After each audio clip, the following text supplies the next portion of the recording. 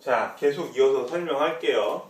제가 한 30분이 조금 못되게 강의를 이제 하는 이유는 이 온라인 강의에 있어서 그 30분이 나의 30분이라고 하더라고요. 그걸 넘어가게 되면 상당히 좀 집중하기가 어렵다고 해요.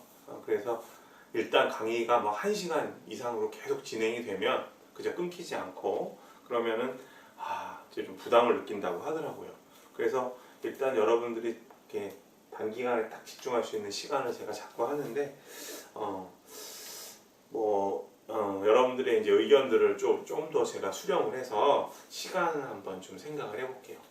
자, 어찌됐건 간에 자원의 획득, 그죠? 특히 인적 자원의 획득, 그 다음에 그로 인한 조직 내부 프로세스 향상, 그리고 그로 인해서 여러 가지 조직을 둘러싸고 있는 이해관계자들에 대한 만족, 그죠? 그리고 어떤 궁극적으로는 목표가 어컴플리시먼트 이루어진다. 먼트를 쓰는 게 낫겠다. 명사로, 그죠? 어컴플리시먼트라고. 이걸 갖다가 이제 조직 유효성의 4가지 차원으로 봤다, 그죠? 궁극적으로는 여러분들이 보실 때도 그렇겠지만 이 1번 골 어컴플리시먼트가 가장 중요해요, 그죠?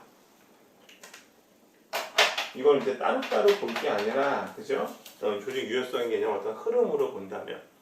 그래서 요거를 이제 1980년에 카메론이라는 학자가 이야기를 했는데, 요걸 갖다가 이제 조직 유효성의 개념을 갖다가 성과 개념으로 한번 생각을 해봐요. 성과 관점으로. 예를 들면 이런 거죠. 조직 내 자원을 잘 뽑는 것도 중요한데 뽑은 후에, 그죠? 그들이 잘 러닝, 학습하고, 그죠? 그래서 그로스 성장한다면 사람을 뽑는 것보다 훨씬 더 좋겠죠, 그죠? 무슨 얘기냐? 사람을 뽑는 것보다 더 좋다는 얘기가 뭐냐면 우리가 이제 대기업 같은 경우 공채를 해서 사람들을 이제 뽑잖아요, 그죠? 근데 사람을 뽑을 때 여러 가지 이제 제도를 통해서 뽑아요. 삼성 같은 경우에는 G셋이라는 걸 통해서 이제 인력을 선발하는데 그 G셋이라는 그 인재 선발 도구 자체가 완벽할까요? 우리가 이제 선발을 하더라도 인재를 갖다가 좋은 인재를 뽑은 경우도 있고 그렇지 않은 경우도 있어요, 그죠? 예를 들면 뽑지 말아야 될 사람을 뽑은 경우도 있고, 그죠? 그 다음에 뽑아야 될 사람을 못 뽑는 경우도 있잖아요. 그 G셋이라는 게 절대적인 어떤 신입사원들의 능력을 검증하는 아주 그런 도구는 아니잖아요, 그죠? 그래서 중요한 거는 조직에 있는 사람들을 뽑는 것도 중요하지만 물론 이것도 상당히 의미가 있어요. 좋은 인재를 액퀴지션 하는 것도 상당히 중요한데 더 중요한 거는 뭐냐면 어떤 사람이건 간에 조직에서 그들을 잘 개발시키고 교육훈련시키면 인재로 거듭나지 않겠느냐, 그죠? 예를 들면 군인을 우리가 뽑을 때 무조건 신체적으로 건강하고 육체적으로 스트롱한 사람을 뽑는다고 다 좋은 군인이 되나요? 좋은 군인이 되려면 훈련 기간 동안 어떤 식으로 러닝, 학습을 시키느냐, 교육하느냐. 이 러닝은 에듀케이션으로 보셔도 돼요. 상당히 중요하다. 그래서 단순하게 인재를 뽑는 것보다는 더 확장돼서 조직 내에서 어떻게 이 러닝이라는 말, 교육 훈련하느냐, 학습하고. 사실 이래서 최근에 어떤 인사부서의 역할이 상당히 중요해졌죠. 그래서 뭐 HRD라는 말까지 쓰잖아요. HRM에서 분리를 해서 Human Resource Development. 그래서 어떻게 개발할 것인가. 그죠? 항공사 같은 경우 서비스가 상당히 중요하니까, 그죠?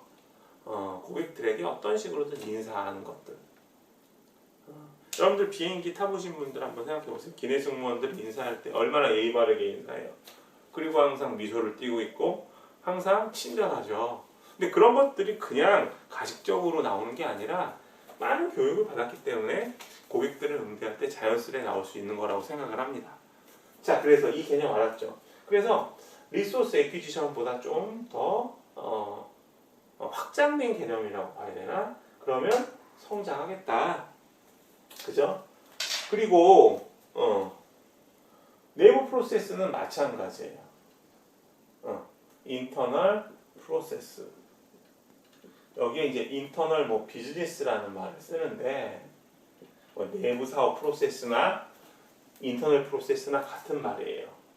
자, 그 다음 단계. 요것도 같은 맥락으로 조직 내에서 제대로 교육받고 훈련을 거친 사람들이 부서 배치를 받으면 조직에서 수행하는 여러 가지 내부 비즈니스, 내부 사업들이 어떤 프로세스가, 내부 사업의 프로세스가 원활하게 이루어진다라고 얘기할 수 있죠. 그러면 그로 인해서 고객들, 그죠? 고객들 혹은 뭐 이걸 갖다가 뭐 클라이언트라고 보셔도 좋아요. 클라이언트라고 하면 조금 더 개별성이 좀 있죠, 그죠? 커스터머보다 커스터머는 약간 좀 복수의 의미가 있고 뭐 의미 차이는 안 두셔도 돼요. 자, 어찌 됐건 간에 그렇게 되면 조직의 어떤 재무적인 측면이 잘 완성되겠죠. 자, 결국 지금 왼쪽에 카메론이 이야기한 거나 지금 제가 설명드린 거나 관점은 같아요. 리소스 애퀴지션보다 조금 좀 발전된 개념, 어떻게 교육 훈련 시킬 것인가 한번 써볼까요? 교육 훈련 시킬 것인가.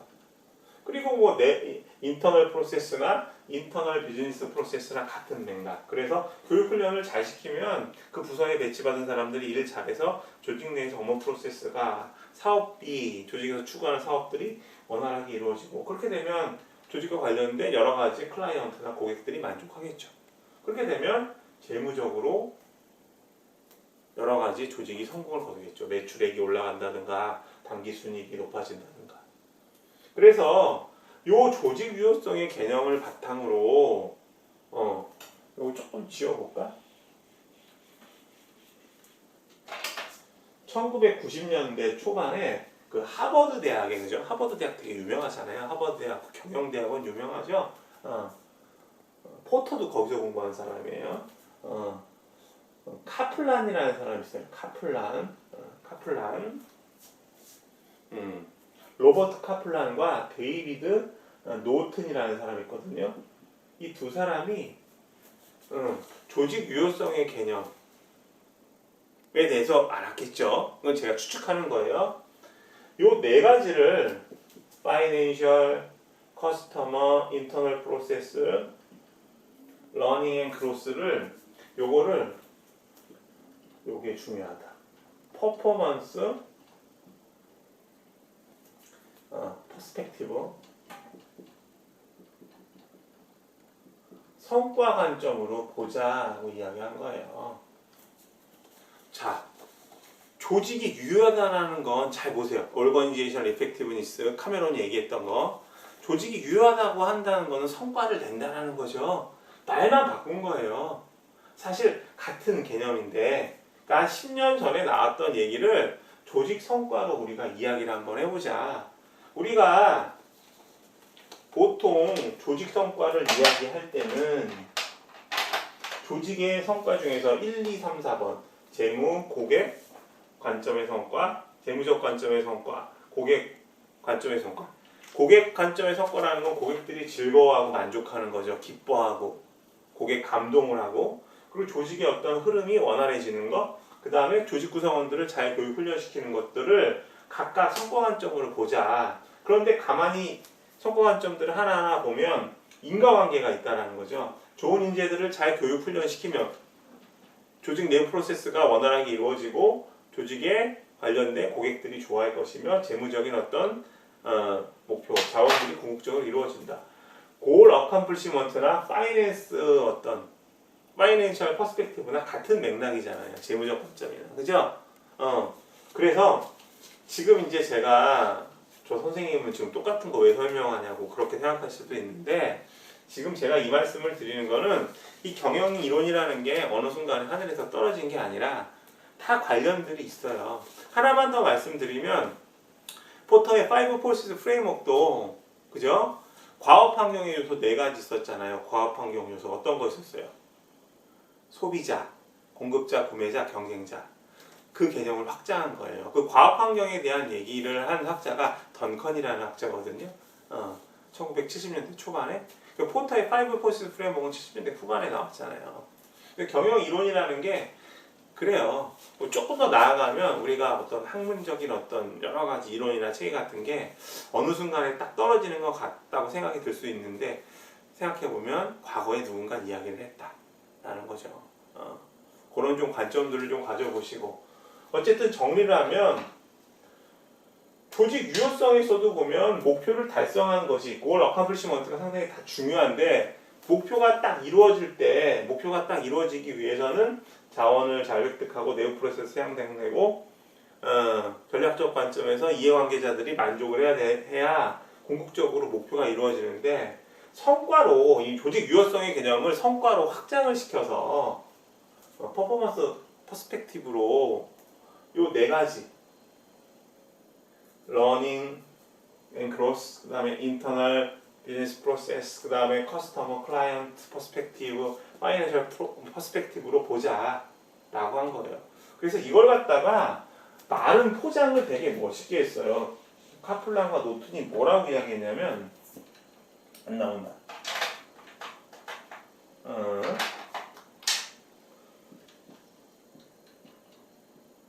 밸런스드 스코어 카드라고 했어요.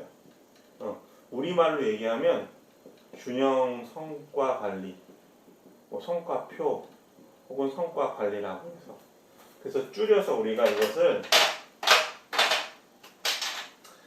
BSC라고 이야기하거든요. BSC. 그래서 과거에는 무조건 파이낸스 퍼스펙티브, 재무적 관점만 중요했어. 야, 기업이, 조직이 이윤 추구해서 돈 잘 벌고 단기 수익 많이 내고 매출 높아지면 좋지. 뭐가 중요해? 아니야. 카플란과 노트는 이 고객도 만족해야 되고 내부 프로세스도 향상돼야 되고 직원들도 훈련 교육을 잘 시켜야 돼. 역으로 다시 얘기해 보면, 교육 훈련을 잘 받은 사람들이 자기가 배치된 부서에서 일을 열심히 해서 일을 잘해서 내부 프로세스가 향상되고 고객들이 궁극적으로 만족해서 돈을 벌 수 있는 거야. 그러니까 성과 관점을 재무적인 관점만 보지 말고 이 네 가지 관점을 균형적으로 보자. 이 스코어들을 따져보자라고 해서 이른바 BSC, 균형 성과 관리라고 이야기를 한 거예요. 제가 말씀드리고 싶은 거는, 우리 핸드아웃에 BSC라는 말은 없지만 조직 유효성의 개념서부터 이 균형 성과 관리에 대한, 그죠? 성과 관점의 어떤 네 가지를 균형적으로 보자라는 게 비롯됐다. 여러분들이 이걸 기억하시라는 거죠. 이해되셨죠? 그래서 뭐 다른 건 없다라고 말씀을 드렸는데, 조금 더 깊게 좀 봤어요. 이렇게 좀 정리하시고, 이해 혹시 안 되시면 설명을 제가 뭐 또 개인적으로 해드릴 수 있어요. 자, 이렇게 보자. 그래서 결론을 내면 뭐냐면, 우리가 성과를 측정할 때는 뭘 보냐? KPI를 측정한다. KPI는 되게 수치가 많잖아요. 계량화돼야 KPI가 얼마큼 달성이 됐는지 확인할 수 있고, 그로 인해서 핵심 성공 요인, 이른바 CSF가 얼마만큼 이루어졌는지 알아볼 수 있고, CSF가 잘 이루어졌다는 것은 조직이 추구하는 전략 목표, 중점 추진 과제가 잘 이루어졌다라고 이야기할 수 있는 거니까요. 근데 이런 KPI들은 되게 수치가 많으니까 스코어를 보자. 균형적으로 교육 수준 어느 정도 이루어졌어. 스코어를 보자. 내부 프로세스 수치화할 수는 없지만 내부 흐름이 얼마만큼 원활한지 한번 보자. 고객들이 얼마만큼 만족했는지 보자. 뭐 이런 것들 있잖아요. 고객 만족도 지수 같은 거. 재무적인 것들은 당연히 수치화될 수 있는 것들이고. 근데 이런 논리는 1980년에 카메론이 얘기했던 조직 유효성의 논리와 다를 바가 전혀 없다. 이렇게 정리하시면 될 것 같습니다. 자, 7장은 그렇게 마치고요. 이제 8장으로 넘어갈게요. 요거 조금 어려웠는데 BSC도 잘 정리를 해 놓으시기 바래요. 또 여러분들이 또 뭐 4학년 학생들이 있으실 수 있는데 이런 것들 물어볼 수 있거든요. BSC. 그러면 BSC 대부분 뭐 책들에 나와 있으니까 뭐 설명할게요. 균형 성과 관리. 근데 이제 여러분들은 카메론 이야기까지 하시면 뭐 면접에서 다른 사람보다 당연히 유리해지겠죠. 물어볼 수도 있는데, 그죠? 자, 봅시다. 우리 8장 보면은 거기 보시면 이제 수학 분석이라는 게 3페이지에 등장해요. 자, 수학 분석이라는 건 뭐냐? 수학 분석. 우리가 분석을 할 때는, 그죠? 분석을 할 때는 두 가지가 있다. 하나는 이제 내부 분석, 인터널, 그 다음에 엑스터널 분석이 있는데, 수압 분석은 어떤 거예요? 내부 분석일까요? 외부 분석일까요? 수압 분석은 두 가지 다 해당된다는 거예요. 자, 수압이라는 말을 한번 풀어 써보면 이 S는 뭐냐면 strength, 그죠? 그 다음에 W부터 쓸게요. W는 weakness, 약점. 그 다음에 세 번째 opportunity, 기회. 그리고 T는 threat, 위험이 아니고 위협. 그래서 첫 글자만 따서 우리가 수압 분석이라고 이야기를 하는데, 요 스트렝스와 위크니스는 조직 내부에 해당되는 얘기일까요? 외부에 해당되는 얘기일까요? 이건 조직이 갖고 있는 강점과 약점이 뭐냐, 즉 조직 내부에 관한 이야기예요. 그러니까 내부 분석 맞죠, 그죠? 예를 들면 삼성은 인적 자원이 많아, 그죠? 그죠? 그 다음에 삼성은 여러 가지 사업을 하고 있어, 그죠? 내부. 삼성은 특히 전자 부분에서 강해, 그죠? 이런 것들 다 강점. 근데 어떤 조직은 뭐가 약해, 뭐가 강해. 어떤 조직은 재무적 자원이 너무 약해. 아, 거기는 인재가 별로 없어. 강점, 약점. 그 기업은 대기업이야. 어떤 기업은 중소기업이야. 그 중소기업이라고 마케팅용을 많이 못 써. 뭐 이런 것들. 그 다음에 요건 기회와 위협인데, 기회 위협이라는 거는 외부 얘기잖아요, 그죠? 코로나 사태가 발생했어. 여행사들한테는 아주 치명적이죠, 그죠? 위험 요인이야. 그죠? 근데 또 어떤 기업들한테는 이런 코로나 사태가 기회가 될 수도 있고요. 자, 그래서 수압 분석의 가장 큰 장점은 뭐냐면 강점과 약점, 기회와 위협을 한눈에 파악해 볼 수 있다. 다시 이야기하면 내부 분석과 외부 분석을 러프하게 해볼 수 있다는 거죠. 자, 그래서 이 정도로 이제 이론적인 설명을 마무리하고 실제 예를 한번 봅시다.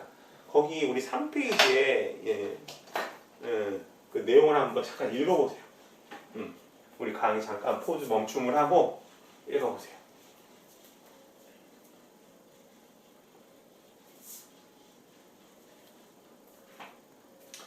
자, 거기 보시면은 이제 뭐 블랙박스 얘기가 나오고 뭐 아이납이라는 브랜드가 나오고 그러는데, 읽어보셨다고 지금 생각하고 제가 강의하는 거예요. 제가 읽어보세요 그러면 읽어보시면 돼요. 그래야 이제 수업을 이해하실 때 좋을 테니까. 자, 그 회사 중에 이제 팅크웨어라는 회사가 있어요. 팅크웨어. 이걸 영어로 쓰면 이거거든요. 팅크웨어. 띵크인데 이 발음격으로 쓰면 이건데, 이거를 이제 한글로 쓰려니까 핑크웨어라고 이제 한글 상호명이 됐는데, 이 회사가 주로 생산하는 제품이 뭐냐면 내비게이션 뭔지 다 아시죠? 자동차에 보면 내비게이션 거의 다 장착되어 있잖아요. 그 다음에 블랙박스가 이제 등장하면서 교통사고가 났을 때, 그죠? 자동차끼리 뭐 추돌을 하거나, 그죠? 사고가 났을 때 그 정확하게 과실 유무를 체크해 볼 수 있어요, 그죠?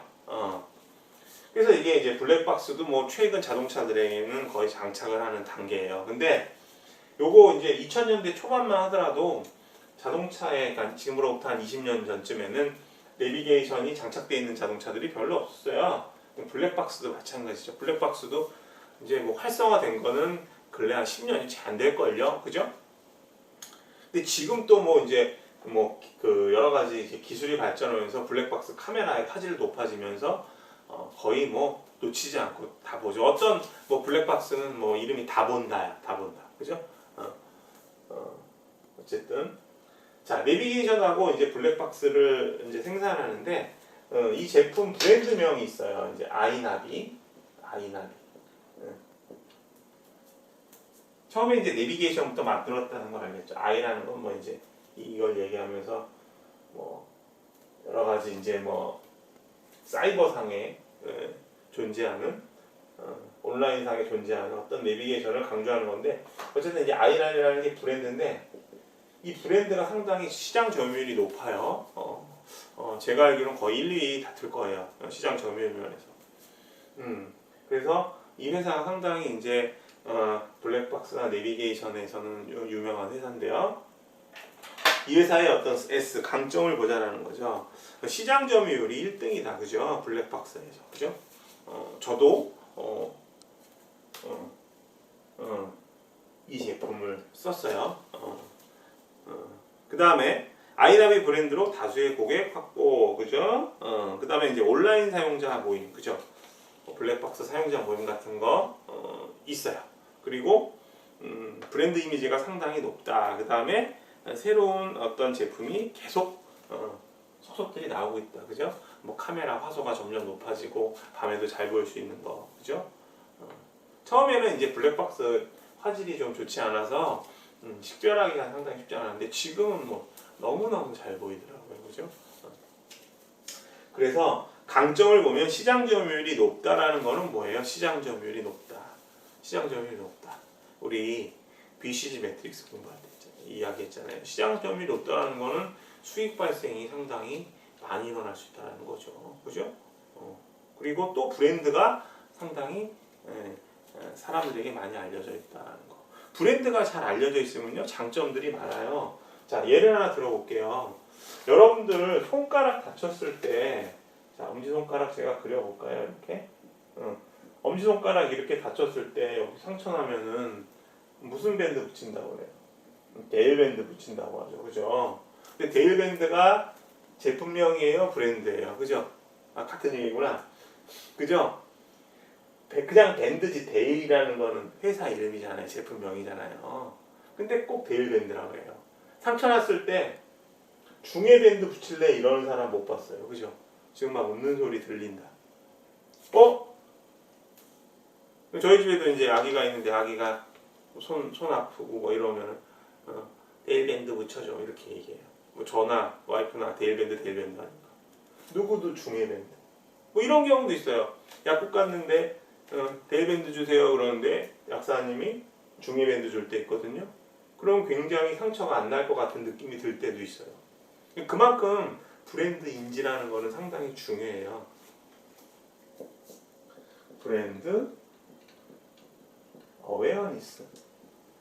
또 브랜드 얘기도 하면 상당히 재밌는데 시간이 될까 모르겠다. 네, 나중에 시간 있을 때 뭐 이것도 뭐 브랜드 리콜 뭐 레커그니션 해가지고 뭐 브랜드 회상, 브랜드 제인 뭐 이런 거 있는데 그럼 나중에 시간 있을 때.